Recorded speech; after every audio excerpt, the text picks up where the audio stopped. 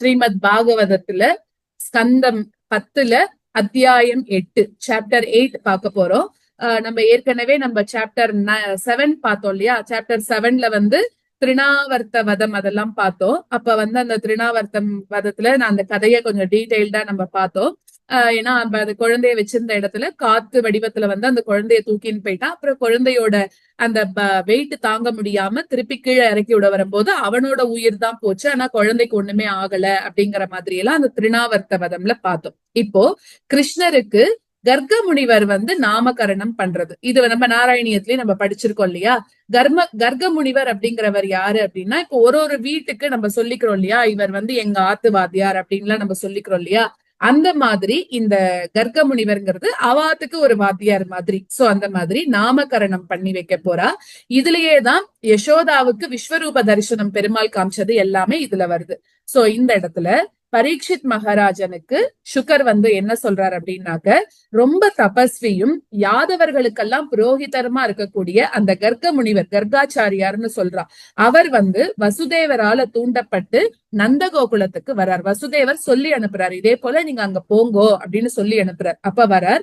நந்தர் வந்து கர்க்க முனிவர் வந்திருக்கார் அப்படிங்கிற உடனே அவரை பார்த்துட்டு ரொம்ப பிரியத்தோட கூட எழுந்திருந்து கை கூப்பி நமஸ்காரம் பண்ணி அவரையே மகாவிஷ்ணுவாக பாவித்து பூஜை எல்லாம் பண்ண ஆரம்பிக்கிறாராம். இப்படி நந்தகோபர் வந்து அவருக்கு எல்லாம் பண்ணி ஆசனத்துல உட்கார வச்சு அவருக்கு பிரியமான வார்த்தைகள் எல்லாத்தையும் சொல்லி அவரை சந்தோஷப்படுத்தி அவர் என்ன சொல்றாருன்னா, எல்லாத்துக்கும் பூர்ணரா இருக்கக்கூடிய உனக்கு நாங்க இப்ப என்னத்தை பண்ணிட போறோம் அப்படின்னு கேக்குறார். பெரியவாள்லாம் என்ன பண்றான்னா, அவ கிட்ட அவளோட இருப்பிடத்தை விட்டு இன்னொருத்தரோட வீட்டுக்கு போகிறது வந்து அந்த கிரகஸ்தர்களுக்கு க்ஷேமத்தை கொடுக்கறது. இந்த மாதிரி இருக்கிறவாள்லாம் வந்து பெரிய பெரிய முனிவர்கள், வயசுல பெரியவா, ஆச்சாரியர், அவெல்லாம் நம்ம ஆத்துக்கு வரா அப்படின்னாலே நமக்கு ஏதோ ஒரு க்ஷேமம் அந்த இடத்துல நடக்க போறது அப்படிங்கறத காமிக்கிறதுக்கு தான். சோ இந்த மாதிரி கிரகஸ்தர்கள் வந்து அளவற்ற அந்த குடும்ப காரியம் இருக்கிறதுனால அவ எல்லாம் என்ன பண்றான்னா, பெரியவர்கள் இருக்கக்கூடிய இடத்துக்கு தேடி போகிறதுக்கு சக்தி இல்லாம இருக்கா. ஏன்னா நமக்கு நம்மளோட கமிட்மெண்ட்ஸ் நிறைய இருக்கும் இல்லையா? அதனால நம்மளால சில சமயத்துல அவளை தேடி போக முடியாது. அதனால கிரகஸ்தர்களை தேடி மகான்கள் வராத வரைக்கும் இந்த கிரகஸ்தர்களுக்கு க்ஷேமமானது எப்படி கிடைக்கும்? அப்படி இந்திரியங்களுக்கு புலப்படாத அந்த நவ கிரகங்களோட சஞ்சாரத்தினால மனுஷாலுக்கு ஏற்படக்கூடிய அந்த சுப பலனை தெரிஞ்சுக்கிறதுக்காக அதுக்கு சாதனமா இருக்கக்கூடிய ஜோதிட சாஸ்திரத்தை நீங்க நன்னா கத்து வச்சுட்டு இருக்கீங்க. அந்த சாஸ்திரத்தை வச்சுட்டு ஜனங்களுக்கு எது எது நல்லது அப்படின்னு நீங்க சொல்லி கொடுத்துட்டு இருக்கீங்க. நீங்க வந்து வேத மந்திரங்களை தெரிஞ்சவர்கள்லயே சிறந்தவர் நீங்க தான். அதனால மனுஷால பிராமணன் வந்து உத்தம ஜென்மத்தோட இருக்கக்கூடியதால பிராமணன் வந்து எல்லாருக்கும் குருவாக கருதப்படுறான். அதனால இந்த 2 குழந்தைகளுக்கும் நாமகரணம், அதாவது பேர் வைக்கக்கூடிய வைபவம் அந்த மாதிரி இருக்கக்கூடிய சம்ஸ்காரம் செஞ்சு வைக்கத்தக்கவர் நீங்க தான் அப்படின்னு அந்த கர்க்க முனிவரை வந்து வேண்டிக்கிறார். இப்போ அதை கேட்ட இந்த கர்கர் என்ன பண்றாருன்னா, நந்தரை பார்த்துட்டு, நான் வந்து யாதவர்களுக்கெல்லாம் ஆச்சாரியர் அப்படிங்கிறது எல்லாருக்கும் தெரிஞ்ச விஷயம்தான். நான் இந்த குழந்தைக்கு நாமகரணம் மாதிரி இருக்கக்கூடிய சம்ஸ்காரங்களை செஞ்சாக்க உனக்கும் வசுதேவருக்கும் இருக்கக்கூடிய சந்தேகத்தை தெரிஞ்சுட்ட அந்த கெட்ட மனசோட இருக்கக்கூடிய அந்த கம்சன் வந்து இந்த குழந்தைய தேவகியோட புத்திரன் நினைப்பான். ஏன்னா இவர் வந்து நாமகரணம் பண்றா அப்படின்னாக்க ஒரு ஆத்து வாத்தியார் வந்து பண்றான்னா கம்சனுக்கு தெரிஞ்சு போயிடும் இல்லையா?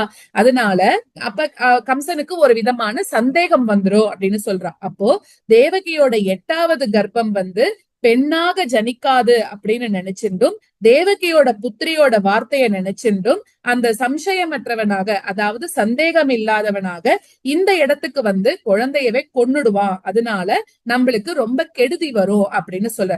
அதை கேட்ட நந்தகோபர் வந்து கர்கரை பார்த்து, என்ன சார்ந்த பந்துக்களுக்கும் தெரியாம இந்த நந்தகோகுலத்துல அந்த த்விஜாதிகளுக்கே இருக்கக்கூடிய, அதாவது அந்த பிராமண சம்ஸ்காரத்தை, அந்த ஸ்வஸ்தி வாசனத்தை நீங்களே பண்ணுங்கோ அப்படின்னு சொல்றா, பிரார்த்திச்சுக்கிறா. அதை கேட்ட அந்த மகரிஷி வந்து தன்னோட அபிப்பிராயத்தையே நந்தகோபரும் பிரார்த்திச்சபடினால அத வந்து ஏத்துண்டு ரகசியத்துல அந்த குழந்தைகளுக்கு நாமகரணம் பண்றார். அதாவது யாருக்கும் தெரியாதபடிக்கு இவர் வந்து நாமகரணம் பண்ணி வைக்கிறாராம். எப்படின்னா, அந்த ரோஹிணியோட புத்திரன் வந்து தன்னோட குணங்களால மித்திரர்களை வந்து சந்தோஷப்படுத்துறதுனால ராமன் அப்படின்ற பேரை அவனுக்கு கிடைக்கும் அப்படின்னு சொல்றார். அதுக்கு அடுத்தது வந்து மித்திரர்கள் ராமன் பேர் வரும். அடுத்தது ரொம்ப பலமோட இருக்கிறான் அப்படிங்கறதுனால பலன் அப்படின்னு இவனை சொல்லுவா. சோ ஒருத்தருக்கு ஒருத்தர் வந்து விரோதப்படக்கூடிய யாதவர்களை வந்து ஒன்னா சேர்க்க போறா அப்படிங்கறதுனால இவாளுக்கு சங்கர்ஷனர் அப்படின்னு இவனுக்கு பேர் இருக்கும். தேவகியோட கர்ப்பத்துல இருந்து ரோஹிணியோட கர்ப்பத்துக்கு கொண்டு வரப்பட்ட காரணத்தை வந்து மறைக்கிறார். சோ அதாவது கிருதயுகம் மாதிரி ஒரு யுகத்திலையும் இவனோட சரீரத்தை எடுத்துக்க போறான். இப்போ கிருஷ்ண கருப்பு வர்ணத்துல இவன் இருக்கான். அதனால இவனுக்கு கிருஷ்ணர் அப்படின்னு பேரு. உன்னோட இந்த புத்திரன் இதுக்கு முன்னாடி ஒரு கால் வசுதேவருக்கு புத்திரனாக பிறந்தான் அப்படின்னு எல்லாம் சொல்றா. நம்மளுக்கு அந்த 3 பிறப்புகள் எல்லாம் தெரியும் இல்லையா? பெருமாளுக்கு ஒரு யுகத்துல ஒரு கலர் இருக்கும். அந்த பெருமாளுக்கு யுகத்துக்கு யுகம் யுக தர்மம் மாறுறா போல இந்த பெருமாளுக்கும் கலர் மாறுமா. அப்போ இந்த யுகத்துல கிருஷ்ணர் கருப்பு நிறத்துல இருக்கா. அதனால இவனுக்கு பேரு கிருஷ்ணன் வைக்கிறேன், அவனுக்கு பேரு பலராமன் வைக்கிறேன் அப்படின்னு சொல்லி வைக்கிறார். சோ அதனால அவனை தெரிஞ்சின்றவா வந்து வாசுதேவர்னு அவளை சொல்றா. உன்னோட இந்த புத்திரனுக்கு அவனோட குணங்களுக்கும் கர்மங்களுக்கும் ஒத்ததா இருக்கக்கூடிய நிறைய திவ்ய நாமங்களும் ரூபங்களும் இருக்கு. அது எல்லாமே எனக்கு தெரியும். ஆனா மத்த ஜனங்களுக்கு அது தெரியாது. இந்த பையன் வந்து உனக்கு ரொம்பவும் சந்தோஷத்தை உண்டு பண்ண போறா. கோப்பர்களுக்கும் கோகுலத்துக்கும் சந்தோஷத்தை உண்டு பண்ண போறா. நீங்க இவனால சம்ரட்சிக்கப்பட்டு எல்லா துக்கங்களையும் நீங்க தாண்ட போறீங்க அப்படின்னு சொல்றான். கோகுலத்துக்கு அதிபதியா இருக்கக்கூடிய நந்தகோபர் முன்னொரு காலத்துல அரசனில்லாத தேசத்துல திருடர்களால பீடிக்கப்பட்ட அந்த சாதுக்கள் எல்லாம் இவனால காப்பாத்தப்பட்டு திருடர்களை ஜெயிச்சா. எந்த மனுஷா வந்து இவன் கிட்ட பிரீத்தி பண்றாளோ அவர்கள் தான் வந்து மகா பாக்கியசாலிகள் அப்படின்னு எல்லாம் குழந்தைக்கு பேர் வச்சுட்டு ஜாதகம் எழுதுற மாதிரி. ஜாதகம் எழுதுற போதே தெரிஞ்சிடும் இல்லையா என்னென்ன குணங்கள் அந்த குழந்தைக்கு இருக்குன்னு. சோ அது எல்லாத்தையும் இப்ப கர்கமுனிவர் வந்து சொல்லிட்டு இருக்கார். மகாவிஷ்ணுவை சார்ந்து இருக்கிறவாளுக்கு எப்படி வந்து அசுரர்களோட உபத்திரவம் ஏற்படுறது இல்லையோ அப்படி இவர்கிட்ட பிரீத்தி செய்யறவாளுக்கு சத்ருக்களோட உபத்திரவமும் ஏற்படாது அப்படின்னு சொல்றான். அதனால இந்த உன்னோட குழந்தை வந்து காந்தியாலையும் கீர்த்தியாலையும் தன்னோட மகாத்மியத்தினாலையும் குணங்களாலையும் ஸ்ரீமன் நாராயண பெருமாளுக்கு சமமாக கருதப்படுறான். சோ அதே மாதிரி அதை கேட்ட இந்த நந்தகோபர் வந்து ரொம்பவும் சந்தோஷம் அடைஞ்சு எல்லாத்தையும் அடைஞ்சவர் அப்படின்னு சொல்லி தனக்கு ரொம்ப பெருமை சேர்ந்திருக்கு இந்த குழந்தை மூலமா அப்படின்னு அவர் நினைச்சுக்கிறாராம். இப்படியே சில காலம் போனதுக்கு அப்புறமா ராமன் ஸ்ரீகிருஷ்ணன் இவா 2 பேரும் என்ன பண்றான்னா கோகுலத்துல தவழ்ந்து விளையாட ஆரம்பிக்கிறா. சோ சேராக இருக்கக்கூடிய அந்த இடைத்தெருவுல 2 குழந்தைகளும் இடுப்புல போட்டு இருக்கக்கூடிய சலங்கைகள் சப்திக்கும்படி தவழ்ந்து அங்க வந்து விளையாடிட்டு இருக்காளாம் 2 பேரும். அப்புறம் என்ன பண்றான்னா அந்த சலங்கையோட சப்தத்தை கேட்டு சந்தோஷம் 2 பேருக்கும் தன்னோட சலங்கைய போட்டுண்டு இதெல்லாம் நம்ம பெரியாழ்வார் திருமொழியில இன்னுமே நன்னா சொல்லியிருப்பா. அந்த சலங்கைய போட்டுட்டு வரும்போது அந்த சலார் பலார் அப்படின்னு சொல்லி அந்த பாசுரங்கள்லாம் வரும். அதெல்லாம் படிச்சா தெரியும். அதே மாதிரி அப்படி சலங்கைய போட்டுன்னு வரும்போது திரும்பி திரும்பி பார்த்துப்பாலாம். அதுல இருந்து வரக்கூடிய சந்தோஷம் அவளுக்கு இன்னும் ஜாஸ்தியா இருக்குமா. கிருஷ்ணர் வந்து இவரோட சலங்கையை பாக்குறாரு, அவர் இவரோட சலங்கையை பாக்குறாரு. இப்படி 2 பேரும் அந்த கோகுலம் ஃபுல்லா தவழ்ந்து வந்து விளையாடிட்டு தனக்கும் சந்தோஷத்தை ஏற்படுத்திட்டு கூட இருக்கிறவா பாக்குறவா எல்லாருக்கும் சந்தோஷத்தை கொடுக்கற மாதிரி இருந்தாலும்.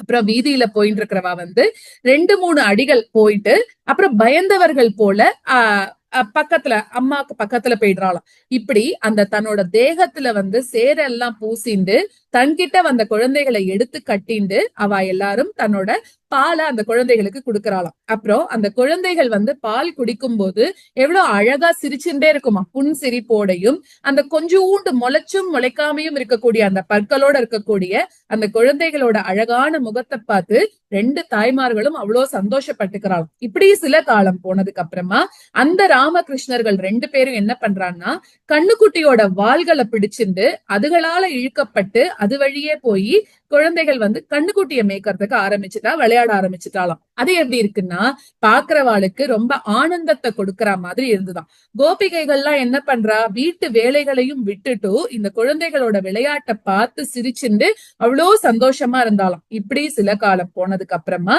இவா ரெண்டு பேரும் மாடு மாதிரி இருக்கக்கூடிய கொம்போட இருக்கக்கூடியது, அதுக்கப்புறம் சிங்கப்பற்களோட இருக்கக்கூடிய பிராணிகள், கத்தி, ஜலம், பறவை இதுகளோட வந்து விளையாட ஆரம்பிச்சுட்டா. ஏன்னா பெருமாளுக்கு ஒரு ஒரு வயசுல குழந்தையா இருக்கும்போது கண்ணுக்குட்டி மேய்ச்சார், அடுத்தது மாடுகளையே மேய்க்க ஆரம்பிச்சுட்டாராம்.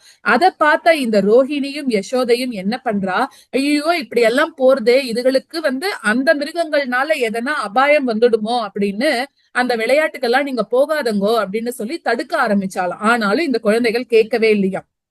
அப்போ குழந்தைகளுக்கு ஒருவேளை எதனா ஆபத்து வந்துடுமோ அப்படின்னு பயந்துண்டு வீட்டு வேலையை கூட செய்ய முடியாம, ஏன்னா ஒரு நிமிஷம் விட்டா இவா ரெண்டு பேரும் எங்க வேணா ஓடி போயிடுறாளாம், ஏதோ வந்து ஒரு விஷமம் பண்ணிடுறாளாம். அதனால வீட்டு வேலைகளை கூட செய்ய முடியாம ரெண்டு பேரும் கவலையாவே இருந்தாலாம். அப்போ இப்படி கொஞ்ச காலம் போனதுக்கு அப்புறமா கோகுலத்துல இவா ரெண்டு பேரும் சில காலம் வந்து தவழ்ந்துண்டும் சில காலம் நடந்தும் விளையாடிண்டே இருக்கா. அதுக்கப்புறம் கிருஷ்ண பகவான் வந்து பலராமனோட கூட தன்னோட தோழர்களா இருக்கக்கூடிய அந்த பாலகர்களோடையும் கோபிகைகளுக்கெல்லாம் ஆனந்தத்தை உண்டு பண்ணிட்டு அங்க இன்னும் விளையாடிண்டே இருக்காராம். கிருஷ்ணரோட அந்த அழகான பால கிரீடைகள் அதெல்லாம் பார்த்து கோபிகைகள் எல்லாரும் ஒண்ணு சேர்ந்துட்டு யசோதைய பார்த்து, உன்னோட குழந்தையா இருக்கக்கூடிய இந்த கிருஷ்ணன் வந்து மாடு கறக்கறதுக்கு முன்னாடியே கண்ணுக்குட்டிகள் எல்லாத்தையும் அவிழ்த்து விட்டுடுறான் இப்படின்னு குறை சொல்ல ஆரம்பிச்சிடுறாளாம். கன்றுகளை நீ வந்து அவிழ்த்துட்டியே அப்படின்னு சொன்னாக்க எங்களை பார்த்து சிரிக்கிறான், நாங்க என்னதான் பண்ணுறது அப்படின்னு கேக்குறாளாம். திருடுறதுக்கு உபயோகமா இருக்கக்கூடிய உபாயங்கள் எல்லாத்தையும் செஞ்சுட்டு தயிர் பால்கள் எல்லாத்தையும் திருடி அதுல வந்து ருசி உள்ளது, ருசி இருக்கிறதுனால அதை திருப்பி திருப்பி வந்து திருடி திருடி சாப்பிட்டுட்டே இருக்கா அப்படின்னு சொல்றாளாம். அப்போ தான் சாப்பிடும் போது வானரங்களுக்கும் எடுத்து கொடுக்கறான். ஏன் அவன் திருடுறது எங்காத்துல வந்து திருடுறான், ஆனா அவன் சாப்பிட்டது மட்டும் இல்லாம பக்கத்துல இருக்கக்கூடிய வானரங்களுக்கும் எல்லாத்தையும் எடுத்து கொடுக்கறான் அப்படின்னு சொல்றா. சோ அந்த வானரங்கள்ல ஏதாவது ஒண்ணு சாப்பிடல அப்படின்னாக்க தயிர் மாதிரி வச்சிருக்கக்கூடிய சட்டிய வந்து உடைச்சுடுறானோ. இப்போ தயிர் பால் இது எல்லாம் எதுவுமே வந்து அவனுக்கு கிடைக்கல அப்படின்னா என்ன பண்றான், வீட்டு எஜமானன் மேல கோவிச்சுண்டு படுத்துட்டு இருக்கக்கூடிய குழந்தைகள் எல்லாம் அடிக்கிறான். அடிச்சு அந்த குழந்தைகளை அழ விட்டுட்டு தான் இவன் வெளியிலயே போறான் இப்படின்னு எல்லாம் சொல்லி வந்து கம்ப்ளைண்ட் பண்ண ஆரம்பிச்சுட்டான். தயிர் பால் வச்சிருக்கக்கூடிய பாத்திரம் ஒருவேளை அவன் கைக்கு எட்டல அப்படின்னாக்க என்ன பண்றான்னா உரல் அதுக்கப்புறம் முக்காலி இதெல்லாத்தையும் போட்டுண்டு அவனுக்கு அது மேல ஏறி இருக்கக்கூடிய அந்த தயிர் பால் இருக்கக்கூடிய பாத்திரங்கள் எல்லாம் எடுக்க ஆரம்பிச்சிடுறானு. உரியில வச்சிருக்கக்கூடிய பாத்திரங்கள் அதுல எல்லாம் வந்து கல் அது எல்லாத்தையும் எரிஞ்சு அது எல்லாத்தையும் நாசம் பண்ணிட்டு இருக்கா அப்படிங்கிறா. அந்த உபாயங்கள் எல்லாம் உன்னோட புத்திரனுக்கு நன்னாவே தெரிஞ்சிருக்கு. இருட்டான இடத்துல இப்படிதான் இவன் பண்றானேன்னு நாங்க அவனுக்கு கண்ணுக்கு தெரியாம இருட்டான இடத்துல கொண்டு போய் அதை வைக்கிறோம். ஆனா கூட அவன் என்ன பண்றான், அவன் தான் நிறைய ரத்ன ஆபரணங்கள்லாம் போட்டுட்டு வரானே, அதுல இருந்து வரக்கூடிய வெளிச்சத்து மூலமாக அங்க எங்க மறைச்சு வச்சிருக்கோங்கிறதையும் தேடி பார்த்துட்டு அதையும் எடுத்துடுறானோ. அப்புறம் கோபிகைகள்லாம் எப்பெல்லாம் வீட்டு வேலைகள்ல மும்மரமா வீட்டு வேலை பண்ணிட்டு இருக்கிற போது மத்ததெல்லாம் அவளுக்கு கவனிக்கிறதுக்கு நாழி இல்லாம இருக்கும்போது அந்த சமயம் பார்த்து இவன் என்ன பண்ணிடுறான்னா இந்த மாதிரி திருட்டுத்தனங்கள் எல்லாத்தையும் பண்ணிடுறான் அப்படின்னு சொல்றான். அதுக்கப்புறம் திருடா அப்படின்னு கூப்பிட்டுட்டாக்க அவனுக்கு கோபம் வந்துருமா. நீ இதெல்லாம் பண்றியே, நீ திருடன் தானேன்னு இருக்கக்கூடிய கோபிகைகள் எல்லாம் சொன்னா அவனுக்கு கோபம் வந்து, நான் திருட இல்ல, நீதான் திருட, நான் தான் வீட்டு எஜமானன் அப்படின்னு தைரியமா சொல்றானோ. அவ வீட்டுக்கே போயிட்டு இது என்னோட வீடு, நீதான் திருட அப்படிங்கிற மாதிரி அவளையே திருப்பி சொல்லிடுறானோ. அப்புறம் தேவ பூஜைக்காக வந்து சுத்தம் செஞ்சிருக்கக்கூடிய ஸ்தலத்துல இவன் என்ன பண்றான், ஒன் பாத்ரூம் எல்லாம் அதுலயே போயிடுறானா. இப்படி திருட்டுத்தனங்கள் எல்லாம் செஞ்சுட்டு உன்கிட்ட வந்து சாது போல இருக்கான் அப்படின்னு சொல்றான். உன் பையன் சாதாரணமாவன் கிடையாது, இங்க வந்து எல்லா விஷயங்களையும் பண்ணிட்டு உன்கிட்ட எதுவுமே தெரியாத மாதிரி நடந்துக்கிறான் அப்படின்னு எல்லாரும் வந்து கம்ப்ளைண்ட் பண்றான். அப்படின்னு அந்த கிருஷ்ணனோட முகத்தை பார்த்துட்டே அவனோட அம்மா கிட்ட நிறைய கம்ப்ளைண்ட் சொல்றாளாம். அப்போ கிருஷ்ணர் என்ன பண்றார், பயந்தவர் போல கண்களை மூடுறாராம் திறந்துக்கிறாராம் பண்ற வேலை எல்லாத்தையும் பண்ணிட்டு வந்துட்டு இதே போல வந்து தன்னோட அம்மாக்கு பயந்த மாதிரி நடிச்சுட்டு இருக்காராம் அந்த இடத்துல. அப்ப கோபிகைகளோட வார்த்தையை கேட்ட யசோதை என்ன பண்றா, சிரிச்சுண்டே அந்த குழந்தைய கண்டிக்கிறதுக்கு மனமில்லாதவளால, ஏன்னா அந்த குழந்தை அம்மா திட்ட போறா அப்படின்னு வந்தா தன்னோட மூஞ்சிய வந்து தன் பக்கம் ஈர்த்துக்கிற மாதிரி வச்சுருமா. ஏன்னா நான் எதுவுமே பண்ணல அப்படின்னு ரொம்ப பாவமா வச்சுருமா. அப்ப அம்மாக்கு என்ன ஆயிடுறது, ஆட்டோமேட்டிக்கா என் பையன் அப்படி எல்லாம் பண்ணிருக்க மாட்டான் அப்படின்னு சிரிச்சுண்டே அந்த பையன் பக்கத்துல போறாளாம். அப்புறம் ஒரு கால் கோபிகைகள் எல்லாரும் வந்து கிருஷ்ணனை தடயத்தோட பிடிச்சு யசோதைக்கு காமிக்கணும் அப்படின்னு பேசிட்டு ஒருத்தர் வீட்லயும். ஏன்னா இப்படி எல்லாம் சொன்னா அவ அம்மா நம்புற மாதிரி இல்ல. அந்த குழந்தைய அவளை பத்தி ரொம்ப பெருமையாதான் நினைச்சுக்கிறா, இப்படி ஒரு குழந்தைய பெத்துட்டு. அதனால நம்ம என்ன பண்ணணும், ஒரு நாள் நம்ம ப்ரூஃபோட கொண்டு வந்து காமிக்கணும் அப்படின்னு அவ எல்லாரையும் வந்து டிசைட் பண்ணிக்கிறான். அப்போ தயிர் பால் இது எல்லாத்தையும் திருடக்கூடிய சமயம் பார்த்து அந்த பெருமாளை, அந்த கிருஷ்ணரை கெட்டியாக என்ன பண்றா, ஒருத்தரும் தனியா பிடிச்சிட்டு யசோதை கிட்ட கூட்டின்னு வராளாம். அப்ப நாங்க சொன்னா நீ நம்ப மாட்டேன்னு சொன்னேன்ல, இப்ப பாரு உன் பையன் என்ன வேலை பண்ணிருக்கான் பாரு அப்படின்னு சொல்றாளாம். அப்போ அந்த இடத்துக்கு வந்த உடனே கோபிகைகளால் அழைச்சு வரப்பட்ட குழந்தைகள் வந்து என்ன பண்றா, அவளோட குழந்தையாகவே மாறிட்டாளாம். அப்போ என்ன ஆகுறது, கிருஷ்ணர் வந்து யசோதையோட பக்கத்துல இருந்தார். எல்லாமே கிருஷ்ணரே ஒரு மாய கண்ணன் தானே, கிருஷ்ணன்னு நினைச்சு கூட்டின்னு வரா, ஆனா பார்த்தா அவளோட குழந்தையே கூட்டின்னு வந்தா மாதிரி காமிச்சு கொடுக்கறாராம். அதை பார்த்த கோபிகைகள் எல்லாரும் ஐயோ நம்ம ஏதாவது தப்பு பண்ணிட்டோமா, இவாளுக்கே ஒரு டவுட் வரா மாதிரி அந்த பெருமாள் பண்ணிட்டு வெட்கம் அடைஞ்சு வீட்டுக்கே திரும்பி போயிட்டாலும். அதுக்கப்புறம் விளையாடிட்டு இருந்த பலராமன் மாதிரி இருக்கக்கூடிய குழந்தைகள் எல்லாம் யசோதை கிட்ட வந்து என்ன சொல்றா, இதே மாதிரி அம்மா அம்மா கிருஷ்ணர் வந்து மண்ணை சாப்பிட்டுட்டான் அப்படின்னு சொல்றாளாம். அதை கேட்ட யசோதையானவள் என்ன பண்றான்னா, ஐயோ மண்ணெல்லாம் இப்படி சாப்பிட்டுருத்த இந்த குழந்தை, நம்ம ஏதாவது அதுக்கு பண்ணி ஆகணுமே அப்படின்னு என்ன பண்றான்னா ரொம்ப பயத்தால பரபரப்போட என்ன பண்ணிட்டு இருக்கான்னா அந்த கிருஷ்ணரை கையில பிடிச்சு அதட்டி, நீ ஏன் இப்படி எல்லாம் பண்ற, எல்லாரும் உன்னை பத்தி இவ்வளவு கம்ப்ளைண்ட் பண்றாளே, எனக்கு உன்னை வளர்க்கறதே ஒரு பெரிய கஷ்டமா இருக்கு அப்படின்னு எல்லாம் சொல்லிட்டு, ஏன் நீ ரகசியமாக போய் மண்ணெல்லாம் சாப்பிடுற, உன்னோட தோழர்கள் எல்லாரும் வந்து என்கிட்ட கம்ப்ளைண்ட் பண்றா, அது மட்டும் இல்ல உன்னோட பிரதரா இருக்கக்கூடிய பலராமன் கூட என்கிட்ட வந்து சொல்றான் அப்படின்னு கேக்குறான். அதை கேட்டு கிருஷ்ணர் என்ன சொல்றாரா, நான்லாம் மண்ணெல்லாம் சாப்பிடவே இல்லை, எல்லாரும் பொய் சொல்றா அப்படின்னு சொல்லிட்டாராம். அப்ப அவ சொல்றது உண்மை அப்படின்னா நீ உன்னோட வாயை திறந்து காமி, நானே பாக்குறேன் அப்படின்னு அம்மா சொல்றாளாம். அதை கேட்ட யசோதை வந்து வாயை தரேன்னு சொல்றா இல்லையா, அதை கேட்ட இவர் என்ன பண்றாருன்னா, இவருக்குதான் நிறைய அனிமா மாதிரி இருக்கக்கூடிய சித்திகள் எல்லாமே இருக்கு இல்லையா, அப்ப அவர் என்ன பண்றாருன்னா ரொம்ப விளையாட்டாக கூட அந்த மனித சரீரத்தை எடுத்துக்கொண்டவருமா இருக்கக்கூடிய அந்த கிருஷ்ணர் வந்து இப்ப வாயை திறக்கிறாராம். அதுல என்ன பாக்குறா அவ அம்மா, ஸ்தாவரம் ஜங்கமம் இது மாதிரி இதனால ஆன அந்த ஜெகத்தும் எல்லாமே, திக்குகள், பர்வதங்கள், தீபங்கள், சமுத்திரங்கள், இதனால ஆன பூலோகம், சந்திரன், மின்னல், நட்சத்திரங்கள், ஸ்வர்கலோகம், ஜலம், தேஜஸ், வாயு, ஆகாயம் எல்லாத்தையும் பாக்குறா. மனசு, பூத தன்மாத்திரைகள், சத்வம் மாதிரி இருக்கக்கூடிய குணங்கள் எல்லாத்தையும் தன்னோட அம்மாக்கு காமிக்கிறாராம்.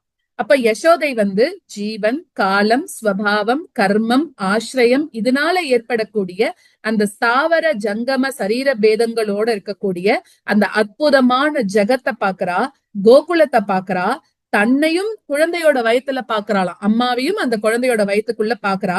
அதுக்கப்புறம் அவ வந்து ஒருவேளை இது வந்து நான் காண்றது ஸ்வப்னமா அப்படிங்கிறா, இல்லாட்டி தேவனோட மாயையா, இல்லாட்டி நம்மளோட புத்தி மோகம்தானோ, இல்லாட்டி என் குழந்தையா இருக்கக்கூடிய கிருஷ்ணரோட இயற்கையான ஐஸ்வர்யமா அப்படின்லாம் அவளுக்கு பலவாறாக அவ வந்து சிந்திக்க ஆரம்பிச்சிட்டாளாம். அப்புறம் கிருஷ்ணனை ஈஸ்வரன் அப்படின்னு நிச்சயம் பண்ணி, எது சித்தம், மனம், கர்மம், வாக்கு இதெல்லாம் வந்து இதுகளால எது ஊகிச்சு கூட பார்க்க முடியாதோ, இந்த ஜெகத்தானது எதை ஆசிரயிச்சு இருக்கோ, எதனால இந்த லோகமானது காப்பாத்தப்படுறதோ, எதனால இந்த ஜெகத்தானது பிரகாசிக்கிறதோ, எது இது மாதிரியானதுன்னு குறிப்பிட முடியாததோ அந்த பரபிரம்மத்தை நான் நமஸ்காரம் பண்றேன் அப்படின்னு சொல்றாளாம். அதுக்கப்புறம் அந்த நந்தர் வந்து என்னுடைய பர்த்தா, இந்த கிருஷ்ணரானவர் யாரு, என்னோட புத்திரன், கோகுலத்துக்கு அதிபதியா இருக்கக்கூடிய நந்தனுக்கு நான் பத்தினி, சகல ஐஸ்வர்யங்கள் உள்ளவள், இந்த கோபிகைகளும் கோப்பர்களும் பசுக்களும்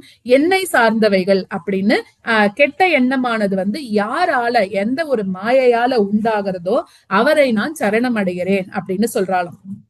அப்ப பெருமாள் வந்து தன்னோட அந்த மாயா மகிமையால யசோதையோட ஞானத்தை மறைச்சு தன்கிட்ட முன்னாடி மாறி புத்திரன் அப்படின்னு சொல்லக்கூடிய ஆசையை உண்டு பண்றார். ஏன்னா பெருமாள் வந்து எல்லாருக்கும் எல்லாத்தையும் காட்டி கொடுப்பார், ஆனா உடனே மறைக்க வச்சிருவாராம். ஏன்னா திருப்பி வந்தா அவளுக்கு வந்து இவர் பெருமாள் அப்படின்ட்டா இந்த விளையாட்டெல்லாம் பண்ண முடியாது இல்லையா, அதனால அப்படியே மறைக்க வச்சிருவாராம்.